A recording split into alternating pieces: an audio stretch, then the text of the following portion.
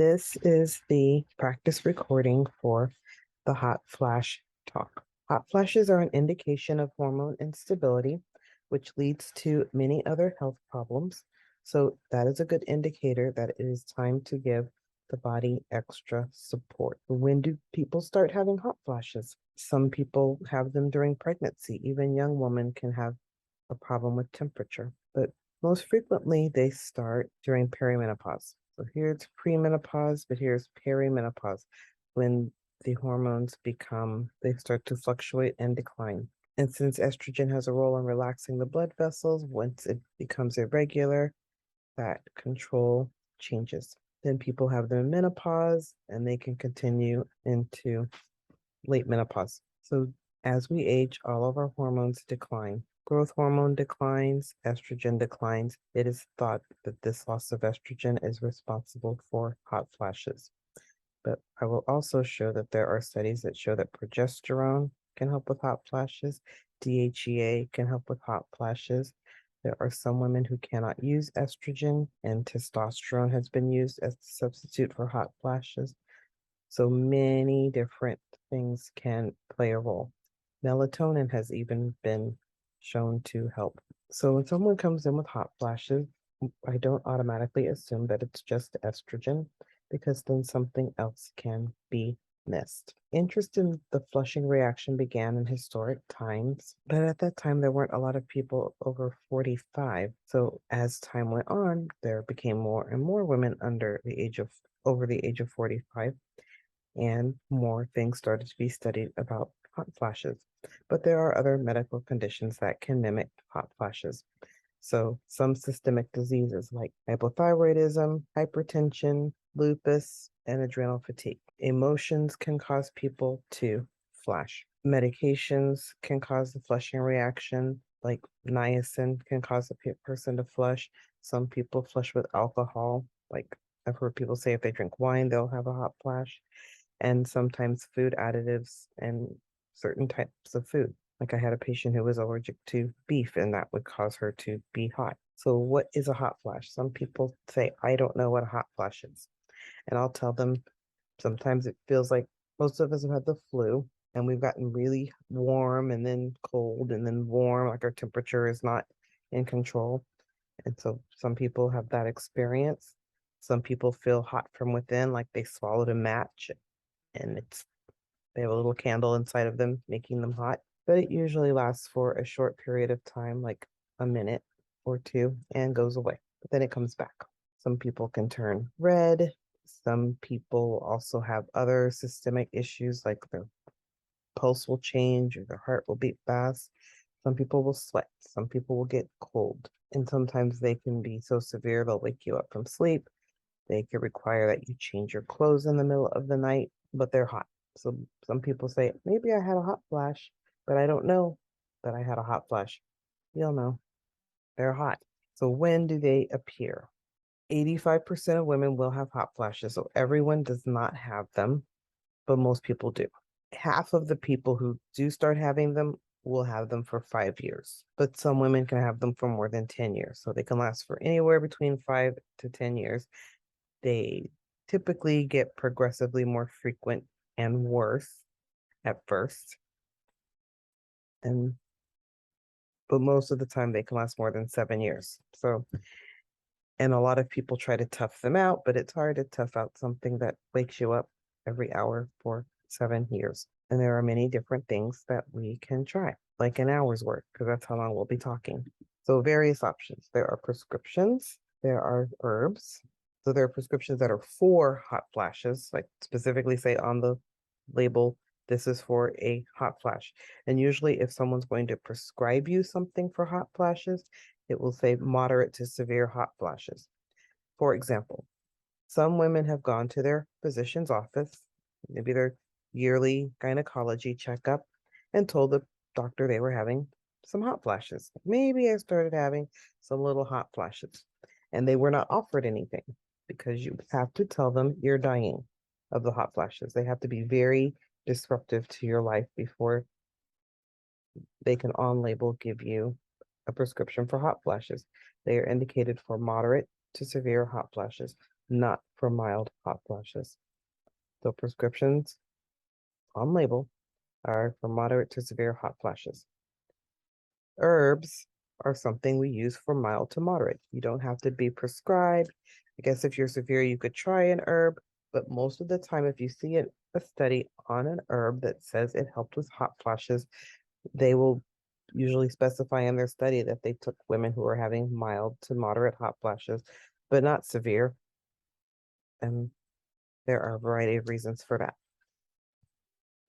There are prescriptions that have been tried because just like some medications can cause you to have a hot flash, there are also medications that seem to lessen them.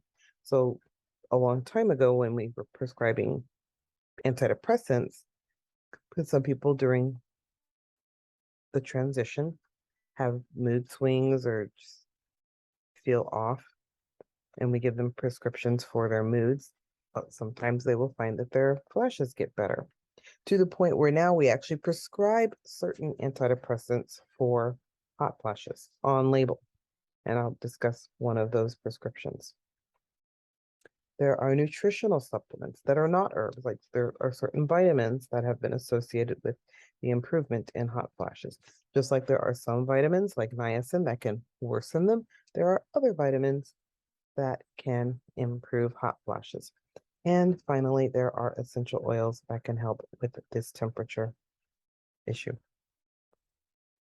Or just in general, hormone support. So the hot flashes are indicative of hormone fluctuations, and everything I am telling you is just how to stabilize your hormones, because many of us will go through a 10-year period of time where they are everywhere. And then subsequent to that, there will be a 20-year period of time where they're just low and flat. And you want to know of all of these things because there's a 30-year period of time where you might need one of these 5 things.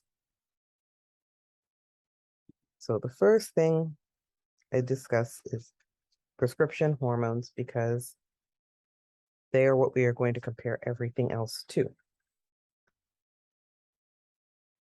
So most people don't know that there is a bioidentical combination therapy, but it comes in one dose. 1 milligram of estrogen, 100 milligrams of progesterone, both bioidentical. It is FDA approved. That particular preparation for severe hot flashes reduces by 76%. So we're going to, I wanted to say that just so that when we're looking at herbs and other things, when they tell us what percentage reduction, we have something to compare it to. So even the FDA approved preparation does not help 100% of the time. In my practice, I use bioidentical hormones, but I can give different amounts so that the other 24% of people who aren't helped can be helped if you keep increasing the dose. So there is another study. So the first thing I discussed, the Bijuvia, is 1 milligram of estrogen. That is a standard dose of actual estrogen. That only works 76% of the time, but that's the normal dose. More than that is considered high dose. 1 milligram, normal dose. Everything under 1 milligram, low dose. So the next slide is estrogen. Low dose estrogen reduces the frequency of moderate to severe hot flashes by about 65%, which compares to the 75 to 80% reduction by standard doses. So you can use a normal dose, 76%. You can use a low dose, 65%. Let's see what that looks like. So I'm comparing everything else we do. So when people use like an herb or an essential oil and say, oh, it didn't work, realize that even estrogen does not work 100% of the time. And sometimes some of the other things I'm going to discuss, you must layer or work on for a while, because nothing works 100% of the time. So let's look at this chart. So even placebo works. It's this purple line at the top. Then if I gave you, so estradiol 1 milligram, that was the dose in the combination. And that works. You know, this is the green line. So it works pretty good. Now, estrogen 2 milligrams per day was the best. You see, it's a dose dependent thing. I give you a lot of estrogen, we get a really, really good result. 1 milligram, pretty good. Half a milligram, not that good, but better than placebo. And then 0.25 milligrams, a little better than placebo, but not a lot. So when we're talking using herbs and essential oils, I would, in my clinical experience, nobody studied this, but in my clinical experience, herbs and essential oil are going to get you somewhere around the 0.25. You can actually like equal, like, because I can prescribe 0.25 milligrams of estrogen. And with an essential oil, you can get about that much relief. Sometimes using things that are not prescription, I can get you up to this yellow line, 0.5. But using herbs and essential oils, I do not expect people to respond like this blue line of 2 milligrams of estrogen, because that's a lot of estrogen. Naturally, it's very hard to mimic this prescription dose, but I can mimic the red and the yellow lines. So just bear that in mind. So some people come in and say, I absolutely do not want any hormones. And I'm like, let's just make sure you are not expecting this much relief when you're going to try to stay with doses up here. But some people only need that. If you're mild, you're cool with anything below the yellow line. If you're severe, those are the people who end up on this too. Okay. So what else do we use off-label? Not that anybody wants it, but some people, like if somebody has breast cancer or is a survivor and doesn't want estrogen, we can always discuss using prescription testosterone and a blocker. Gabapentin is a prescription for pain, mostly neuropathic pain, and it has been noted that hot flashes get better. People will use this off-label. Clonidine is a blood pressure drug. It's a really old blood pressure drug that almost nobody gets prescribed anymore. But they do have a Clonidine patch, and I have given it to people because their blood pressure was kind of high anyway. And I was like, let's use this for your blood pressure. And the hot flashes do get better. This venlafaxine is Effexor. This one's Paxil. This one's Prozac. So, and these antidepressants have been shown to help. So speaking of paroxetine, it actually got approved as a hot flash drug. So call it baby Paxil. Small dose of Paxil. Here's the kicker. Why I don't, people who come to me want something natural, but when I was prescribing, this was available. And one of the things is that in 30 days, 40% reduction. So if I give people a sample, it's 1 or 2 weeks, they might not see an effect, and no one's going to go buy something if they didn't see an effect pretty quickly. Estrogen works faster than this. So, but anyway, some people don't want estrogen, they prefer Paxil. So you've got, takes 30 days to get a 40% reduction, and then 60 days, you continue to get better. So at the best, you're going to get at 90 days. That's when, you're going to see who's really going to respond to this. And that's a 60% reduction, which was about as good as that low dose estrogen. Like I said, nothing we have found so far is 100%. It just to get you into the mood. Okay, so here's Bristol. This is just another graph on how it sort of gradually helps you and get you about a 60% reduction in the number of hot.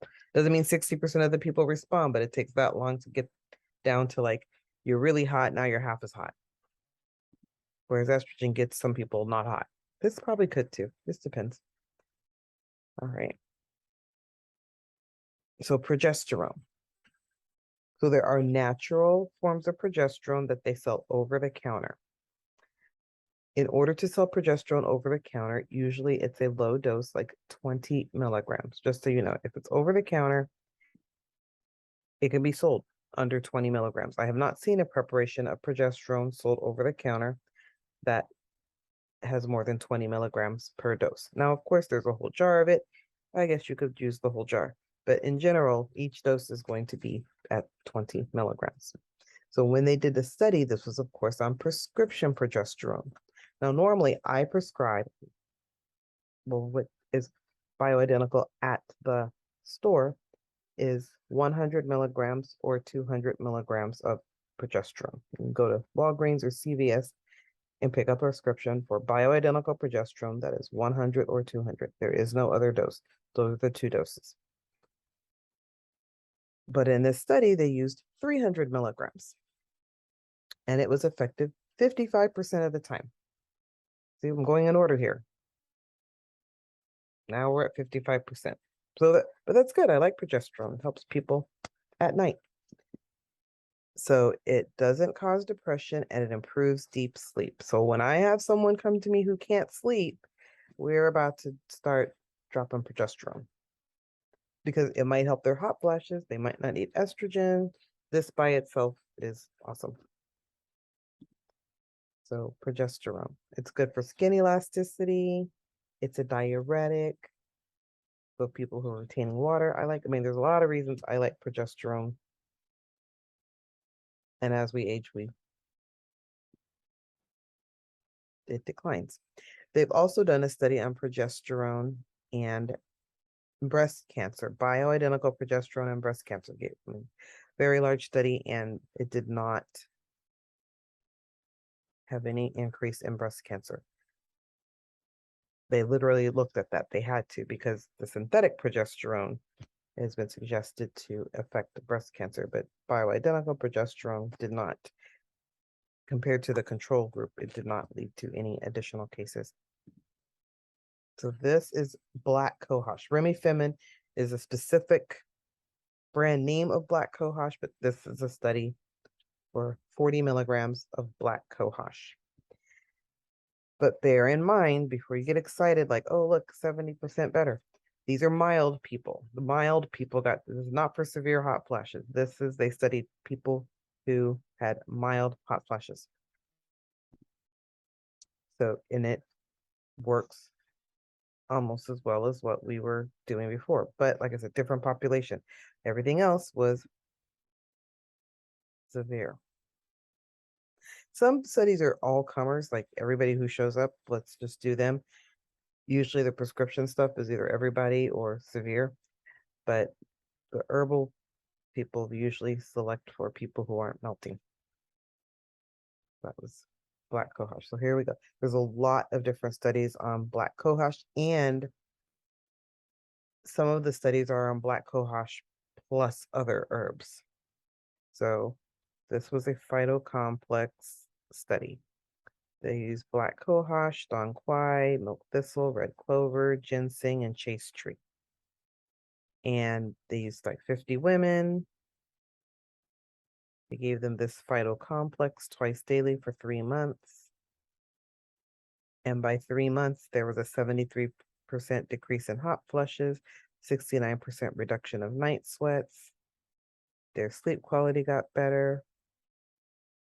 And 47% they didn't just reduce, they ceased completely. And then when they looked at the women with black cohosh and said, okay, let's do an ultrasound and make sure their uterus didn't do something weird, or let's check their hormones and see if it changed all their hormones, and it did nothing. It just made them less hot, but did not do any estrogen type of stimulating things. So next up is vitamin C. Once upon a time, there was a prescription called Paradin C. It was 200 milligrams of vitamin C and bioflavonoids. The specific bioflavonoid they used was hesperidin, but there are a lot of vitamin C preparations over the counter with bioflavonoids. Sometimes they'll call them citrus bioflavonoids, sometimes they'll call it rutin, but at the end of the day, vitamin C bioflavonoids. And the hot flashes got better in 53% of the women, completely went away. And then an additional 35%. So it seems that most of the people who took this got relief. So how does it help? Well, vitamin C is very important for capillary strength, and so are bioflavonoids. So remember I told you when estrogen goes down, your blood vessels sort of spasm whenever they feel like it, and vitamin C goes in and helps the spasm in a different way. So it could help with temperature. And they were taking 1 tablet daily of that particular preparation, but some people were taking 6 tablets a day, 2 tablets 3 times a day. So that would be 400 milligrams times 3, 1200 milligrams a day. But, different doses would be appropriate. Let's see. So that's vitamin C. So iodine. Why would iodine have anything to do with it? So remember earlier I said a lot of different medical issues could also affect your temperature. A person might have a thyroid problem. Maybe they actually have been diagnosed with hypothyroidism, but maybe they're not diagnosed with hypothyroidism. Their thyroid just got older and does not function as well. Complicated by the fact that even if you're putting out the proper amount of hormone, if your iodine status is chronically low, as I discussed in my previous talk, it could affect the quality of the hormone that's coming out. Your thyroid has a lot to do with your temperature. People with hyper and hypothyroidism have, your thyroid gland is important in controlling your temperature. Your estrogen does a certain thing, but your thyroid also does it. So they did a study here, the relationship between body iodine status and menopausal symptoms during the postmenopausal period. And what they discovered was that when your iodine status is normal, your symptoms are lower. And when your iodine status is low, your symptoms are higher. There was a relationship between, it's a circumstantial relationship, but still, iodine is something I want to make sure that women are getting out of their diet or supplementing with. So now we're on to hormones. Estrogen was a hormone. We already discussed that hormone, but that's a prescription hormone. The DHEA is a hormone that is not a prescription. In other countries, it is a prescription. But in this country, it is an over-the-counter supplement that athletes take advantage of because it boosts their hormones. DHEA is a steroid hormone produced by your adrenal gland. What is your adrenal gland? It's a tiny little gland that looks like a walnut. It sits right on top of your kidneys. And it's one of the smallest glands you have, smaller than the ovary, but it does a lot of jobs. It secretes DHEA, which is a precursor hormone to estrogen and testosterone. So even after your ovaries shut down, if your adrenal gland is still active, it can make DHEA and your body will demand that it help it out with some estrogen and testosterone. But here's the problem. Just like when your ovaries decline at the age of 40 and 50, so does DHEA, because your adrenal gland has been sitting there for the same number of years as your ovary, and it does not work so well as it ages. So it goes down, estrogen and testosterone are gone. It has difficulty helping because now it's got 3 jobs. It's got to be DHEA, and then testosterone and estrogen are trying to coax it over. So what would it do if you had it? Energy, heart health, muscle health, bone health. So it does a lot of different things. But if I give you DHEA and you happen to be successful at creating estrogen out of it, you might find that your hot flashes are improved. And they have definitely studied that and decided that that is true. A prospective pilot trial using 50 milligrams of DHEA once a day for 4 weeks. Gave it to 28 women. Their hot flash score decreased by 50%. No side effects. So I've used 25. So I usually actually start people on if I'm trying to do this for hot flashes on 25 milligrams, and if their hot flashes go away, great. But if they don't, then increase to 50. You can take 75. You can take a lot of different doses of DHEA, but 50% chance that at 50 milligrams they will go away according to the study. So now here we are with essential oils. Lavender. So they specifically did a study on lavender and menopausal flushing, 2016. So they took 100 women between 45 and 55 in Iran. They diffused it, or they smelled it. They didn't say how they smelled it. Could have diffused it. Maybe they smelled it straight out of the bottle. But whatever they did, it was for 20 minutes twice a day for 12 weeks. And it reduced menopause flushing. So a lot of people ask me, well, how should I use it? And this particular study had them smell it for 20 minutes, but I have had people take lavender in a capsule, make some lavender lemonade and drink it. Make sure your rollerball has lavender in it and use it. So I've had people do a lot of different things. And we'll talk about some other oils that one could blend lavender with, but lavender, even with just this simple trick, they have noticed that it helps. So here's the thing I like about lavender. Of all the things I have discussed so far, this is the most safe for pregnant women. Pregnant women can have temperature instability. They very frequently get very, very, very hot. So, and in the past, when I was delivering babies and didn't know this much about essential oils, they just got to be hot. I did not tell them what to do about being hot, but now they could use lavender. Of all the things I said, that this is the one thing that's the safest. Vitamin C would be fine. The lavender is also fine. Of course, the prenatal vitamin has iodine in it, but I presume they're taking it and then they're still hot. So the two things they would add would be the extra vitamin C or the lavender. Next, so other things, they've done studies on vegetarian diets. They eat more plants. We'll discuss some of the factors in a minute. Mediterranean diets help with hot flashes. Melatonin helps the people who are flashing sleep, but not necessarily the temperature. And fennel. So there's a review of effective herbal medicines and controlling menopausal symptoms. So these are other things that have been tried. So sage is another herb that has been studied. It binds to some receptor in the brain. GABA, so we already talked about gabapentin and how it's used off label. Well, GABA is sort of the natural concept of that. Then they figured out how to mix master it into a prescription drug, and that became gabapentin. But I never prescribed gabapentin for hot flashes because I had other things to do, but I would give people GABA and it frequently did help. So this is not about GABA, but just so I can give you GABA, which is an amino acid, which is very easy to find over the counter, but I could also give you sage to hit that same receptor.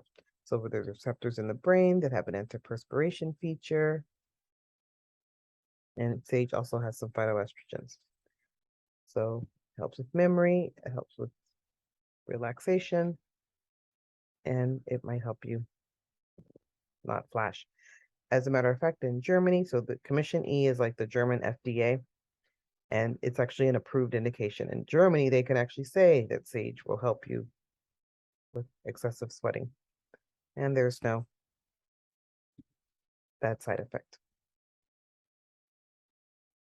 Valerian increases GABA, and they've used it for hot flashes and menopause. There's a study about that. So a lot of people are concerned about, it's breast cancer month, and a lot of people are concerned like, well, I want to stop my hot flashes, but I don't want anything to increase my risk of breast cancer. So most of the things I have discussed would not increase your risk. The first thing I discussed, which was the estrogen itself, is something that your physician would not want you on. DHEA, they've done they'll always say, well, it's a hormone, so maybe it'll do it. But DHEA has been used a lot by a lot of people in very high doses, and there has not been one case tracked to it. But as you can see, I have so many other options. I don't need to use DHEA. I can use the vitamin C. That absolutely would not increase anyone's risk. I can use iodine. That would not increase their risk. I could use the sage. Not going to increase their risk. These things have specifically been studied for breast cancer. Fennel actually has a study. It helps them. Lavender helps you. Geranium helps you. Folic acid helps you. Vitamin E helps hot flashes and helps with cancer. Melatonin lowers cancer risk. All of these things actually are beneficial. So if someone had breast cancer, they would get to roll with these things. Maybe some testosterone if I got desperate. But these would be reasonable options. So improving estrogen levels may relieve hot flashes, but how do you do it without using estrogen? So there's a study. Effects of essential oil exposure on salivary estrogen concentrations in perimenopausal women. These women were not already in menopause, they were perimenopausal. But anyway, they did a saliva test to check their estrogen levels. Then they used 10 different essential oils. They had them inhale it, and then they rechecked their estrogen levels. And the 10 oils they used were clary sage, frankincense, geranium, lavender, jasmine, neroli, rose, ylang ylang, orange, and Roman chamomile, which have been reported to relieve perimenopausal symptoms, but they wanted to find out, are they doing it by changing their estrogen level? And the two that actually did change the estrogen level were geranium and rose, which are both rose. Geranium is rose geranium. Then there's rose otto. There's also rose Damascus. So geranium and rose. So smelling an essential oil can cause your body to produce more estrogen. But this is in women who are perimenopausal, so presumably they can. These are not women who have had their ovaries removed or something where maybe that would not happen. Okay, and then fennel. So my favorites are rose, geranium, clary sage, and fennel. There are other studies that suggest that fennel does impact hormone levels, estrogen. This one has fennel vaginal cream, fennel for management of symptoms. So yes, fennel helps with hot flashes and also some of the mood issues. So fennel does a lot for menopause. So I like fennel or blends that have rose, geranium, clary sage, and fennel. And in my book, I have pages where it shows which combinations would help with estrogen, or which of these would, with postmenopausal symptoms and hot flashes. Let's see. So fennel. This is a specific study on fennel and breast cancer, like showing that fennel specifically was studied and is helpful. There's a study on geranium, frankincense, pine, and geranium specifically. So fennel and geranium might have benefit to not just relieving hot flashes, but are beneficial for your breasts. So wolfberry. So speaking of berries, they did a study on Lycium barbarum, which is goji berry or wolfberry. And they're trying to figure out what all it did. Yeah, it has the effect of cooling blood and removing steam, clearing young and reducing fire. It is mainly used in the treatment of hot flashes due to yin deficiency, hectic fever with night sweat, cough, hemoptysis is coughing up blood, internal heat, and diabetes. So it's hypoglycemic, which means lower blood sugar. Hypotensive, lower blood pressure. Hypolipidemic, lowers lipids, cholesterol. Antibacterial, antiviral. So this is just a general paper on what they think the wolfberry does. And so I do encourage women who are approaching that stage of life to consume wolfberries and other products made from wolfberries. Here are some of the references. This one's about sage. All of the other things I said. Oh, this one's about fruit and Mediterranean diet and how it's helpful, whereas high fat and sugar diets are not helpful. Vegans have less bothersome symptoms, so there's studies based on what I said. And here's one: the effect of folic acid on menopausal hot flashes. Here's another study: folic acid supplementation cures hot flushes in postmenopausal women, but not in the amount that's in a diet. Remember, in the diet, people were barely making 400 micrograms. Prescription dose, like a prenatal vitamin, was 1,000 micrograms, and the dose for depression is 7.5. So, I might escalate the amount of folic acid that I give people. And there's connect with me online. And there's the book. Thank you for listening to my talk. And you can buy my book on growing healthy homes or on Amazon and read more about how to manage your hormones naturally.